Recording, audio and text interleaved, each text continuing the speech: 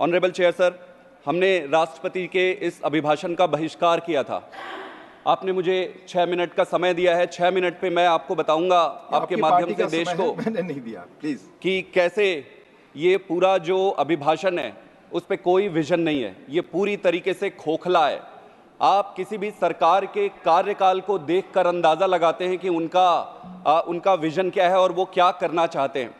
इसमें एक भी विषय पर कोई विजन दिखाई नहीं देता है। अगर कुछ दिखाई देता है पिछले 10 सालों में तो वो दिखाई देता है गुड़, गोबर, मंगलसूत्र, भैंस, मुजरा, ये सारी बातें। प्रधानमंत्री के मुख से ये शोभा नहीं देता, लेकिन यही विजन है। आप कार्यकाल में किए गए सारे कार्यों को देखेंगे तो विजन से ये खोखला दिखता है, पर एक चीज से भरा हुआ है, वो है घृणा, क्रोध और अहंकार।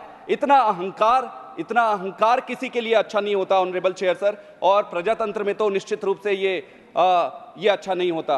अहंकार के वृक्ष पर सिर्फ विनाश का फल लगता है। 400 से 240 आने में समय नहीं लगा honourable chair sir. Honourable chair sir, कई सारे इश्यूज हैं, लेकिन मैं सिर्फ एक विषय को यहां रखना चाहता हूं, वो है प्रजातंत्र। प्रजातंत्र के कारण ही आज भारत है। ऑनरेबल चेयर सर, प्रजातंत्र का सबसे प्रमुख आधार चुनाव होता है, और किस तरीके से पूरी चुनाव की प्रक्रिया को सबवर्ट करने की कोशिश की जा रही है वो हमें समझना पड़ेगा। सबसे इंपॉर्टेंट चीज होता है कि चुनाव कराने वाली संस्था, चीफ इलेक्शन कमीशन के चुनाव में अगर आप निष्पक्षता नहीं रखेंगे, अगर आप न्यूट्रलिटी नहीं रखेंगे, तो आप चुनाव निष्पक्ष कैसे कराएंगे? अगर चुनाव में लगने वाले पैसे पर कोई रोक नहीं रहेगा तो एक आम आदमी इस देश का कैसे चुनाव लड़ेगा? एक तरफ अरबपति खरबपति चुनाव लड़ रहे हैं, दूसरे तरफ एक साधारण आदमी इलेक्टोरल बॉन्ड लेकर आया। इलेक्टोरल बॉन्ड में 55% पैसा चंदा भारतीय जनता पार्टी को जाता है। इसके अलावा 33 ऐसे लॉस मेकिंग कंपनी से जिन्होंने पैसे दिए, उसमें से 75% पैसा बीजेपी को जाता है। ये चंदा जो भारतीय जनता पार्टी को गया, उसके जिम्मेदार कौन है? क्या ये देश के सामने नहीं है? क्या हम सबकी जिम्मेदारी नहीं है कि यहां पर निष्पक्षता लाए, पारदर्शिता लाए? Honourable chair sir, supreme court ने कहा था कि ये इलेक्टोरल बॉन्ड अनकॉन्स्टिट्यूशनल है।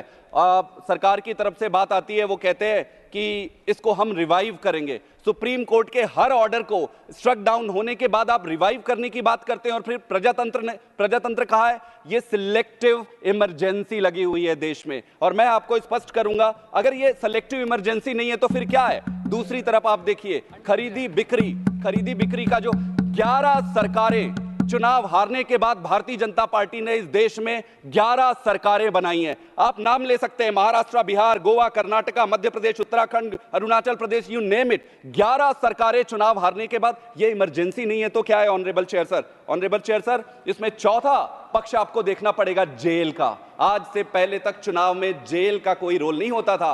कोड लगने के बाद अरविंद केजरीवाल जी जो मुख्यमंत्री है चुने हुए, उनको जेल भेजा जाता है। कोड लगने के बाद ऑनरेबल चेयर सर, कोड लगने के बाद जेल भेजा जाता है। आप सामने से चुनाव नहीं लड़ सकते, आप में इतनी हिम्मत नहीं है। आप पहले ईडी सीबीआई का दुरुपयोग करते हो, उससे काम नहीं बनता है। सरकार खरीदने की, धमकाने की कोशिश करते हो, काम नहीं बनता है। जब काम नहीं बनता है तो आप जेल में डाल रहे हो। चुनाव की प्रक्रिया में ऑनरेबल चेयर सर, हमारे देश में ये जेल कहां से आ गई?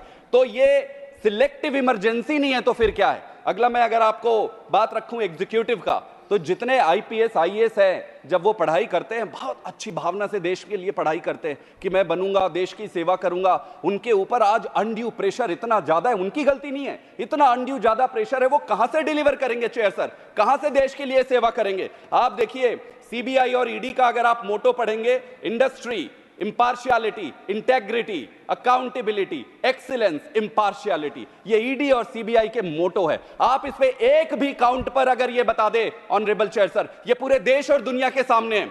आज तक ईडी और सीबीआई ने भारतीय जनता पार्टी सरकार बनने के बाद ऑपोजिशन पार्टीज के लीडर पे जितने भी केसेस हुए, उसमें 95% ऑपोजिशन के थे। 95% ऑपोजिशन लीडर के ऊपर आपने ये केसेस किए। आप इंपार्शियलिटी, अकाउंटेबिलिटी, एक्सीलेंट, ये सारी किताब में रह गई ये सारी बातें।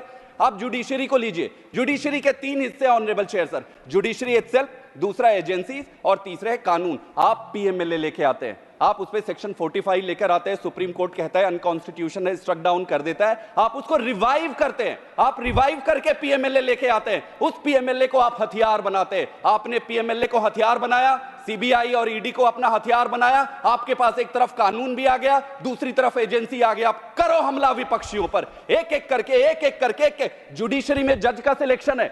आप ये कहते हो कि जज के सिलेक्शन में इनको अपना सरकारी तंत्र चाहिए ताकि उसमें भी ये कर सके। संघीय ढांचे की अगर मैं बात करूं, दिल्ली को 100 एमजीडी पानी कम कर दिया गया, 28 लाख लोगों को पानी की कमी पड़ गई। क्या हमारा देश इस स्थिति पे आ गया है कि राजनीति के लिए हम पानी रोकेंगे? पंजाब के 8,000 करोड़ रुपए आप रख लेते हो, 26 जनवरी में झांकी नहीं लगाते हो। पंजाब दिन रात शहीदी दे रहा है ऑनरेबल चेयर सर, दिन रात शहीदी दे रहा है, देश का पेट पोस रहा है। 26 जनवरी में आप उसका झांकी नहीं लगा सकते, धिक्कार है ऐसी परिस्थिति को। ऑनरेबल चेयर सर, मैं आपके माध्यम से यह कहना चाहता हूं कि क्रोध, अहंकार, इसका परित्याग करो। भगवान राम और रावण में एक ही अंतर था। भगवान राम और रावण में एक ही अंतर था। ऑनरेबल चेयर सर, भगवान राम और रावण में एक ही अंतर था कि राम को अहंकार का ज्ञान था और रावण को ज्ञान का अहंकार था। मैं आप सबसे अनुरोध करता हूं कि अहंकार छोड़ते हैं, मिलकर काम करते हैं, देश बनाते हैं, बहुत काम है। इस तरीके से आपका पतन सुनिश्चित है। 400 से 240, अगली बार ईश्वर साक्षी है, इतने हाय और इतनी बद्दुआएं लगेंगी कि ये 40 आते आते देर नहीं लगेगी। आपका बहुत बहुत थैंक यू।